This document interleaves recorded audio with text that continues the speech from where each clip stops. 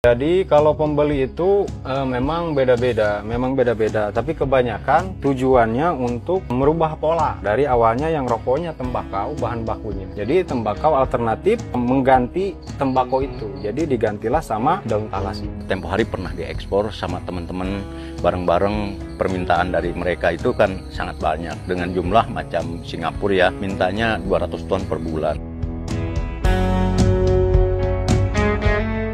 Di tengah maraknya PHK di beberapa perusahaan, naiknya harga bahan pokok, banyaknya pengangguran, ditambah berita bakal gelapnya dunia karena resesi. Tapi semakin kita khawatir dengan hal itu, tanpa ada proses perbaikan dan inovasi, mungkin saja kita akan jauh dari kata sukses. Berikut ini ada kisah dari dua orang yang sukses dalam usaha bertani daun talas, bahkan hingga bisa ekspor. Mereka adalah Abah Beben dan anaknya Hilman Diki yang berprofesi sebagai petani dan pada saat ini menggeluti pertanian talas dan porang. Awal mulanya Abah dan Diki sendiri berprofesi sebagai petani sayur mayur, tetapi dengan harga yang tidak menentu, akhirnya mereka berpindah menjadi petani talas dan porang. Menurutnya, prospek ke depan tanaman talas cukup luar biasa. Yang awal mulanya, talas hanya dipandang sebelah mata oleh masyarakat dan juga petani. Ia sendiri awalnya begitu melihat potensi talas ini, ternyata yang tadinya bisa dibilang sampah, akhirnya bisa menjadi rupiah. Untuk prosesnya dimulai dari pengambilan dari kebun, lalu diperam, dan setelah diperam dibuat menjadi tembakau, dan yang terakhir baru dipasarkan. Bahkan Abah menuturkan sempat pernah diekspor bersama teman-teman petani lainnya karena beliau mengaku jika sendiri belum bisa untuk ekspor. Kendalanya adalah dalam menyediakan barang pesanan dari buyer karena permintaan dari buyer sangat banyak. Misalkan negara Singapura, mereka meminta sekitar 200 ton per bulannya dan Abah mengaku belum mampu untuk mengekspor sendiri karena saat ini Abah baru memiliki sekitar 3 hektar tanah. Ya, alhamdulillah prospek kedepannya ini sangat luar biasa. Yang awal mulanya talas ini dipandang sebelah mata oleh masyarakat juga para petani. Ternyata saya sendiri awalnya begitu melihat potensi seperti ini, ya alhamdulillah talas ini ternyata yang tadinya bisa dibilang sampah akhirnya kita bikin jadi rupiah. Tempo hari pernah diekspor sama teman-teman bareng-bareng. Saya sendiri terus terang aja Abah sendiri belum bisa sampai ke sana sebab belum bisa menyediakan barang pesanan dari buyer itu. Permintaan dari mereka itu kan sangat banyak dengan jumlah macam Singapura ya, mintanya 200 ton per bulan. Kita belum mampu ke sana. Saya Abah sendiri di sini baru punya kebun ya, punya kebun sampai dengan saat ini baru 3 hektar. Hilman Diki sendiri yang merupakan anak dari Abah Beben, ia tidak hanya membantu dalam proses bertani, namun ia pula berperan dalam proses penyiapan bahan setengah jadi dari talas ini untuk dipasarkan. Menurut Diki sendiri, budidaya talas sebetulnya cukup mudah karena talas ini dari awal tanam sampai ke awal panen perdana kurang lebih membutuhkan 3 hingga 4 bulan untuk bisa memanen daunnya. Ciri-ciri daun talas yang sudah siap panen biasanya sudah memiliki jumlah daun atau jumlah pelepah kurang lebih minimal 4 pelepah. Dipanennya hanya 2 pelepah saja per bulan. Pada bulan berikutnya, pelepah tersebut akan menjadi 4 kembali. Itu tandanya sudah siap panen lagi. Untuk warna daun, ada 2 teknik sebelum diproses ke pembuatan tembakau atau perajangan. Untuk menghasilkan daun kering, ada 2 proses, yaitu ada yang dipanen daun yang tua namun masih hijau di pohon, dan yang kedua yaitu diperam di pohon. Diperam di pohon yaitu dikuningkan terlebih dahulu warnanya sampai kuning baru dipetik. Setelah daun menguning baru masuk ke proses perajangan. Setelah dirajang lalu dijemur. Sebelum masuk mesin rajangan, dipilih dahulu daun yang sudah kuning warnanya, minimal 70 hingga 80%. Lalu dibuang yang tidak perlu dan bercak-bercak hitamnya. Selanjutnya dibuang tulang bagian tengah, kemudian yang pinggir dibuang sebagian. Biasanya proses ini dilakukan pada malam atau pagi hari, agar ketika sinar matahari sudah tampak, proses perajangan sudah selesai. Setelah proses pembuangan tulang, selanjutnya daun-daun tersebut digulung sebelum dimasukkan ke dalam mesin. Fungsinya agar hasilnya lebih bagus dan ketika masuk ke dalam mesin tidak berceceran. Diki mengaku untuk mesinnya sendiri sebenarnya mesin rajangan tembakau, tapi difungsikan jadi mesin perajang daun talas. Dan mesinnya pun harus benar-benar tajam agar irisannya menjadi seragam.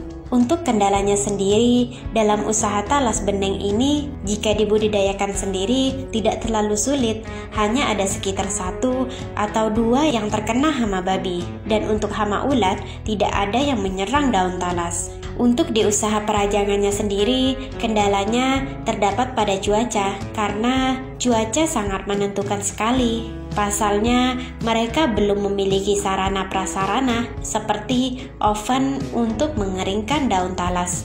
Jadi, benar-benar masih mengandalkan panas dari sinar matahari.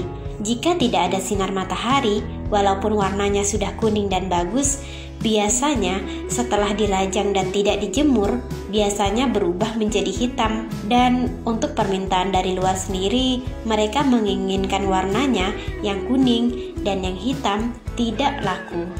Abah juga mengaku kendala juga datang dari dirinya sendiri. Sebagai petani kecil seperti ini, Abah berterus terang bahwa kendalanya terdapat pada permodalan. Tapi menurut Abah, kita tidak boleh mengeluh. Kita pantang mundur, yang namanya usaha, kita harus maju terus. Tidak ada pilihan dan tidak dikasih pilihan lain. Di samping itu juga, Abah mengaku mereka membutuhkan perhatian dari semua stakeholder ataupun teman-teman, baik di media sosial ataupun dari pemerintah. Peran serta dari pihak-pihak tersebut memang dibutuhkan Abah, namun sampai dengan saat ini dari pihak pemerintah sendiri belum ada sama sekali yang turun ke lapangan. Untuk ciri-ciri daun talas yang sudah siap untuk dipanen, jadi untuk strukturnya kayak gini, biasanya sudah memiliki jumlah daun atau jumlah pelepah itu kurang lebih minimal 4 daun, udah kelihatan 4 pelepah kayak gini atau 4 daunnya. Nah, kita sudah bisa panen 2 daun. Jadi tiap bulan ini biasanya bertumbuh. Kita panen bulan sekarang, bulan nanti ini sudah 4 lagi, udah siap kita panen lagi. Jadi panennya setiap bulan kayak gitu kalau di budidayanya. Nah, untuk di skala perajangan atau usaha perajangannya, paling kendalanya di cuaca. Cuaca sangat menentukan sekali, soalnya sarana dan prasarananya di sini masih terbatas. Jadi belum punya oven, yang namanya oven itu belum ada. Jadi masih mengandalkan panas dari sinar matahari, Pak. Di sini sinar matahari dijemur, jadi pada proses penjemurannya saja harus ada sinar matahari. Kalau nggak ada sinar matahari, biasanya si warna, walaupun warnanya sudah kuning, sudah bagus, biasanya dia jatuhnya setelah dirajang itu kalau nggak kejemur biasanya jadi hitam. Dan biasanya permintaan dari luar itu mintanya itu yang warnanya kuning yang bagus, kuning gold. Kalau yang hitam dia nggak mau orang luar, permintaannya kayak gitu. Sekarang juga ada kendala ya, terutama kendala itu sehubungan Abah sendiri sebagai petani kecil macam begini ya, petani gurem lah. Jadi kendala itu terus terang aja permodalan.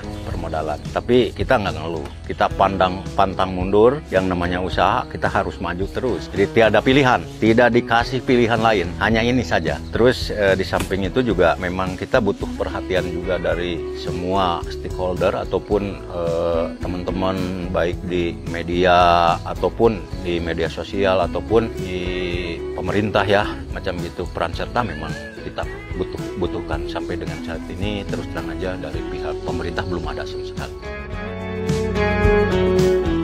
Proses selanjutnya setelah perajangan yaitu penataan hasil rajangan di atas wadah jemuran agar cepat kering. Jika cuacanya bagus, sehari bisa kering. Namun, jika cuacanya kurang bagus, bisa hingga 3 hari. Untuk tempat jemuran dibuat 2 tahap, yaitu dijemur pada sinar matahari langsung dan juga dijemur pada sinar matahari tidak langsung atau greenhouse. Untuk hasil yang di greenhouse dan yang tidak di greenhouse itu sebenarnya hampir sama, soalnya tetap dari sinar matahari.